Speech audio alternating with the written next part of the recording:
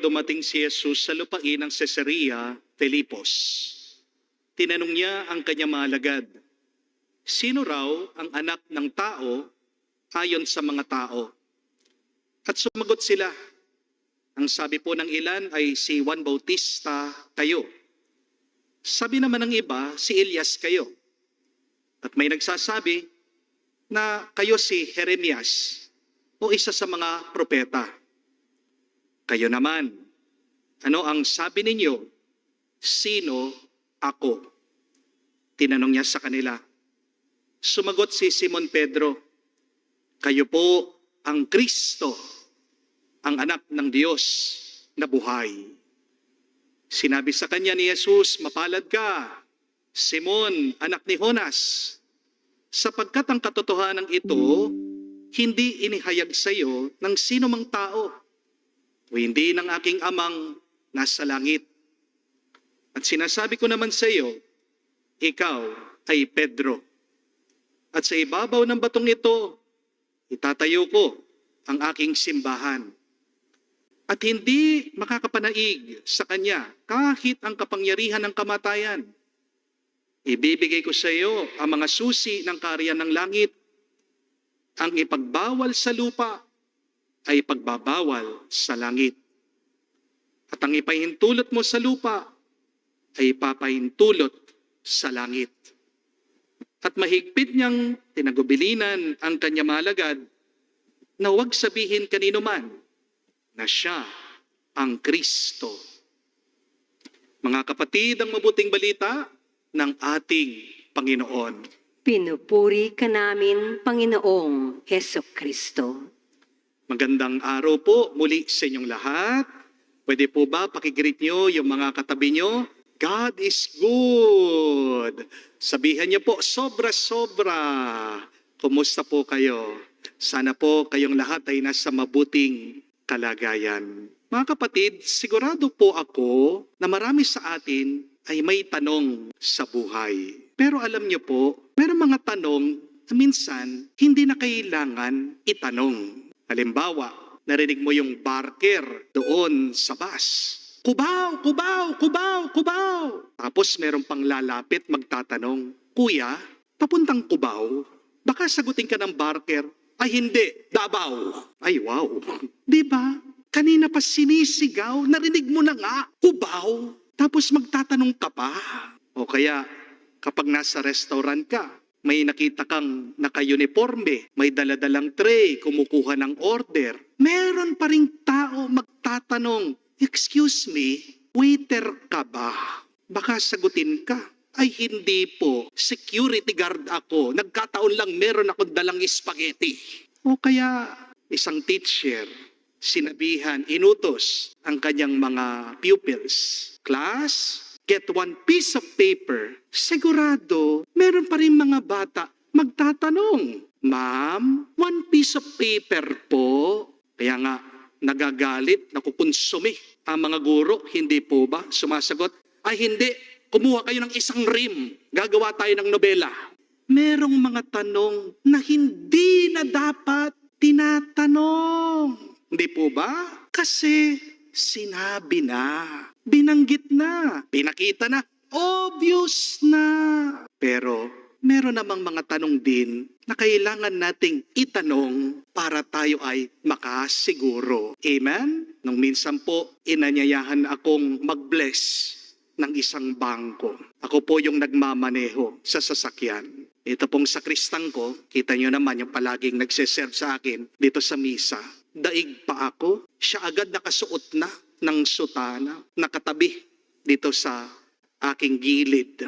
Pagka-park po namin, agad siyang bumaba itong aking sakristan. Aba, nakita ko, pinagkaguluhan ng mga tao. Nagmano sila sa kanya. Tapos nagtanong, kayo po ba si Father Joel? Buti na lang po, honest siya. Sinabi niya, ay hindi po, ayo po si Father. Sabay turo sa akin. Sabi ko, ang layo naman ang itsura ko sa kanya. At saka alam ko naman mas gwapo ko sa kanya. Hindi po ba? No? Pero bakit may nagtanong? Kasi gusto lang nilang makasigurado. Amen? Yan ang nakakapagtaka. sa ating ebanghelyo. Nagtanong ang ating Panginoong Hesukristo sa kanyang mga alagad. At tanong-tanong ni Jesus, "Who do people say the Son of Man is?" Sino raw ako ayon sa mga tao? At sumagot sila, some says John the Baptist, others says Elijah, still others Jeremiah, or one of the prophets. Yan ang tingin ng mga tao tungkol kay Jesus. Pero pagkatapos, biglang naging personal ang tanong ni Jesus. Ano nang naging tanong niya? "But who do you say I am?" Ito po ang nakakapagtaka. Bakit pa nagtanong si Jesus sa kanila? Hindi ba Diyos siya? Hindi ba alam niyang iniisip ng mga alagad? Hindi ba alam din niya kung anong sasabihin ni San Pedro? Of course, alam niya. Kaya nga, nakakapagtaka. Bakit nagtanong pa si Jesus? Pero unawain niyo po, mga kapatid, hindi nagtanong si Jesus dahil kailangan niya ng impormasyon. Nagtanong ang ating Panginoong Hesukristo dahil kailangan ng mga alagad ng revelation.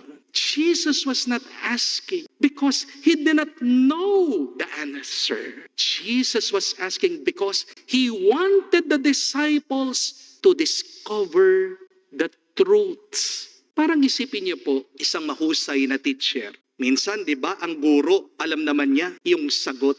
Pero bakit nagtatanong pa rin siya sa kanyang mga estudyante? Nagtatanong ang guro, hindi dahil hindi alam ng teacher. Hindi po ba? Nagtatanong ang guro sa kanyang mga estudyante para matuto silang mag-isip, para malaman nila ang kasagutan. Amen? At ganyan din po ang ginawa ni Jesus sa kanyang mga alagad. Hindi niya kinailangan malaman kung sino siya. Alam na ni Jesus kung sino siya. Ang mga alagad ang may kailangan malaman sa katotohanan tungkol sa pagkatao at pagka-Diyos ni Jesus. At dito po natin makikita tatlong napakagandang aral mula sa ating ebanghelyo, paalaala sa atin. Unang-una, hindi sapat na alam mo kung anong sinasabi ng ibang tao tungkol kay Jesus. Ang unang tanong ni Jesus, "Who do people say that I am?" At marami po silang sagot. John the Baptist, Elijah, Jeremiah, one of the prophets. Magaganda po ang mga sagot na ito. Pero lahat ng sagot nila ay kulang. At hanggang ngayon, maraming sagot ang mundo tungkol kay Jesus. May nagsasabi po, Jesus was a great teacher. Tama po. But he is more than a teacher. May nagsasabi po that Jesus was a prophet. Yan pong paniniwala ng mga kapatid nating mga Muslim. Tama po. But he is more than a prophet. May nagsasabi din po na Jesus teaches us to be good. Tama rin po. But Christianity is more than simply becoming nice people. May nagsasabi din po that Jesus is there when I need help. Tama po. But Jesus is not merely an emergency hotline. Tandaan niyo po mga kapatid, ang Panginoon ay hindi lang fire extinguisher na hinahanap mo pag nasusunog ng buhay mo. Hindi rin po parang spare tire ang Panginoon na kukunin mo pag flat na ang buhay mo. Hindi rin parang ATM machine ang Panginoon. Lalapitan mo kapag wala ka ng pera, kapag meron kang pangangailangan. Jesus is Lord. Jesus is Savior.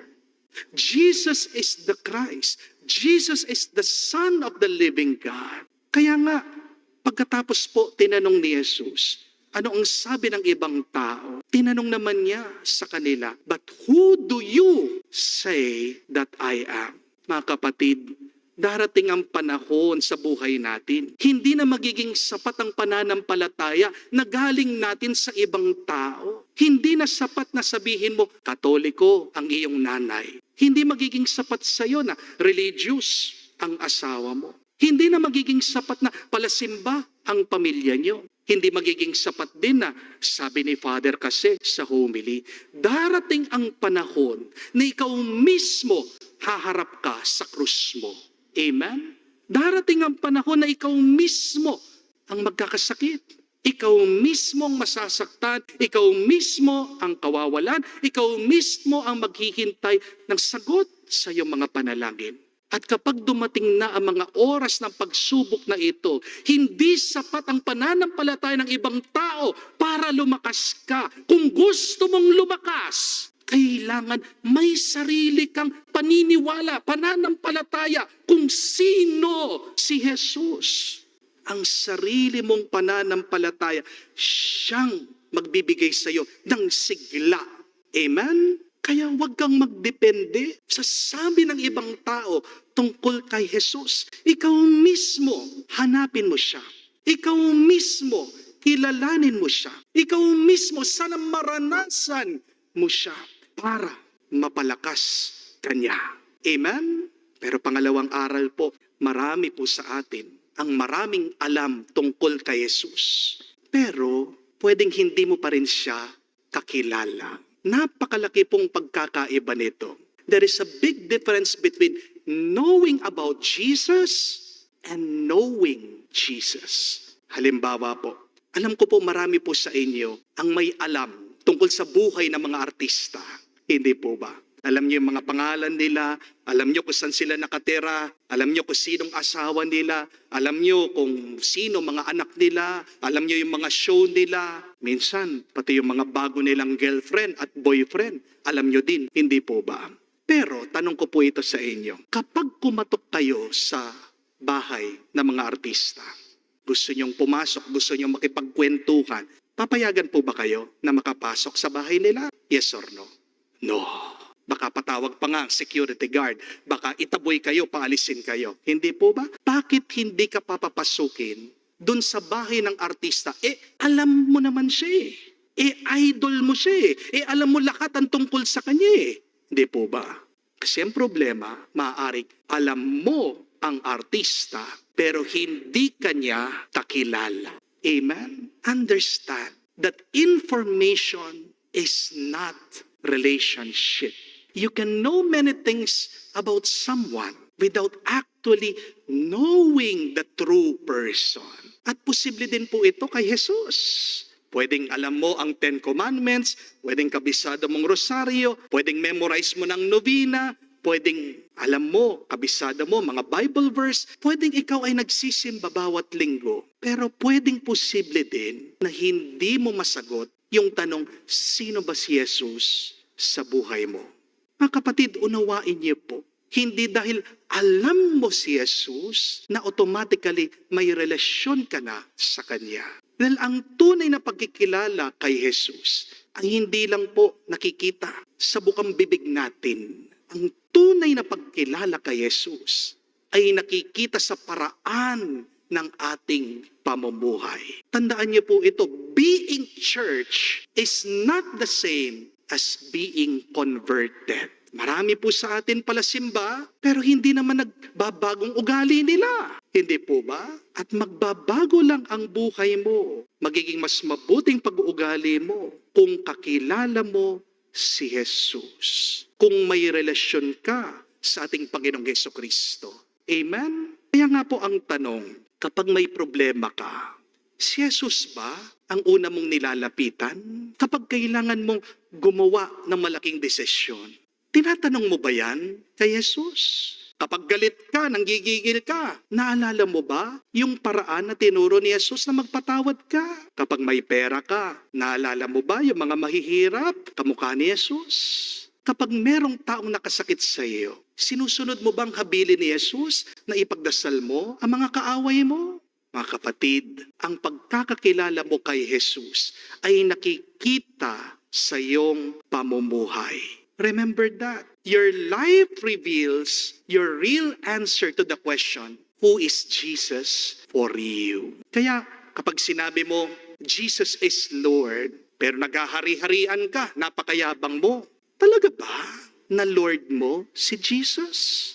Kapag sinasabi mo na, Jesus is my treasure, pero para sa iyo, ang perang pinakamahalaga, talaga ba kayamanan mo si Jesus?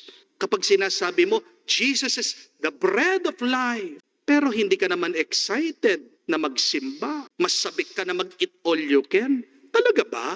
Tinapay ba ng buhay mo si Jesus? Kapag sinasabi mo na, Jesus is the Prince of Peace, pero Inaaway mo lahat ng mga tao, pero palagi kang nag-aalala.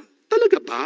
Kapayapaan mo ba si Jesus? Kaya nga, ang tanong tungkol kay Jesus ay hindi lang dapat sagutin ng ating mga bibig. Ang tanong tungkol kay Jesus ay dapat sagutin natin sa pamagitan ng ating pamumuhay. Amen? Pangatlo po at kahuli-hulihan. Kapag nakilala mo kung sino si Jesus, sana makilala mo kung sino ka talaga.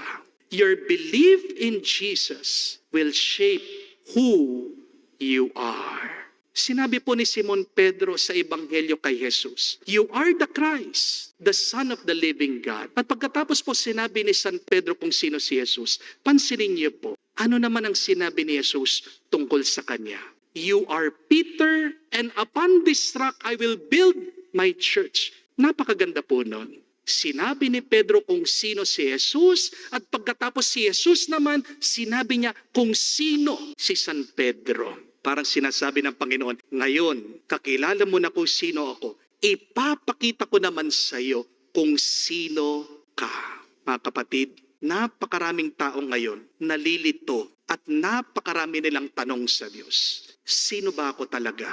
Ano bang purpose ko sa buhay? Ano bang silbi ng buhay ko? Paano ko magiging masaya? Ano bang mission ko? Ano bang calling ko? Saan ba ako patungo? At minsan, hinahanap natin ang mga sagot sa mga tanong na ito sa ating trabaho.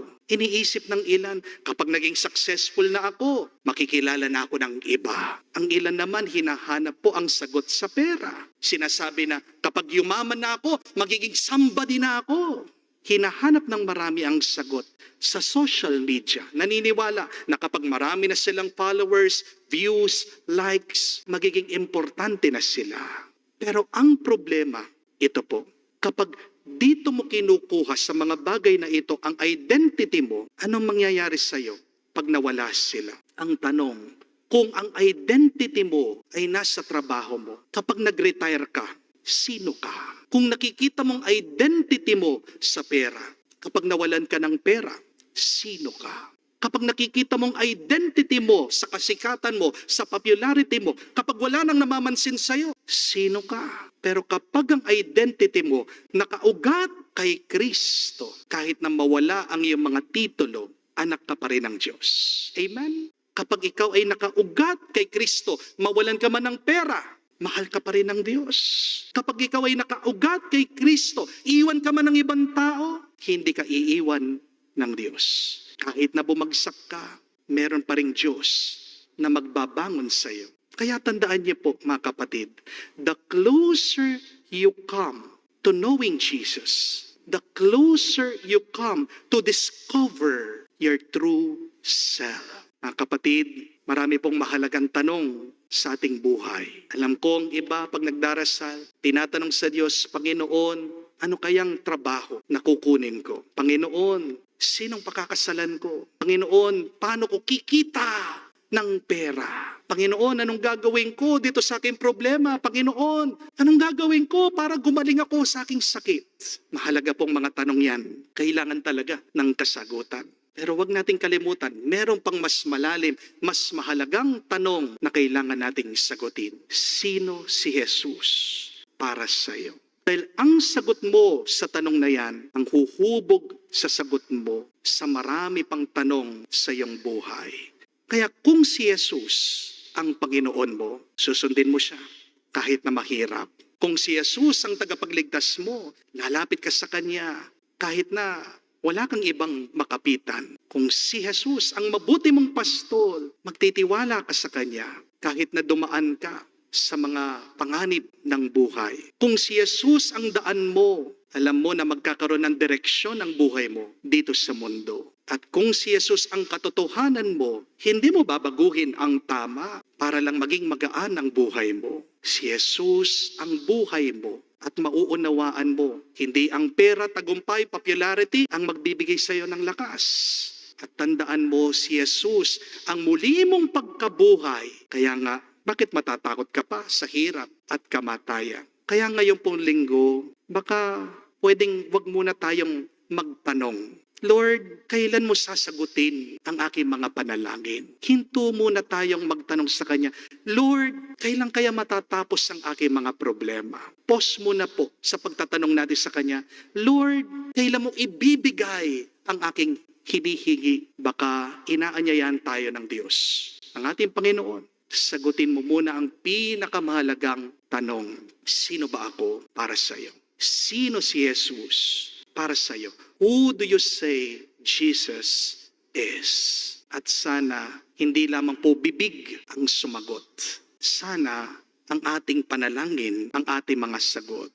Sana ang ating paglilingkod, ang ating sagot. At sana ang ating katapatan, ang ating maging sagot. Kamukha po sana ni San Pedro, buong puso nating ipahayag at masabi sa Kanya, You are the Christ, the Son of the living God. At kapag sinabi natin ito, baka marinig natin mula sa ating Panginoon, ngayong alam mo na ako, huwag kang matakot kung sino ka. Hindi ikaw ang pagkakamalim, hindi ikaw ang kabiguan, hindi ikaw ang problema mo. At lalong-lalo na, hindi ikaw ang sinasabi ng ibang tao. Ang totoong ikaw ay minamahal ka ng Diyos. Mahal ka ni Kristo at hindi ka papabayaan ng Diyos. Amen.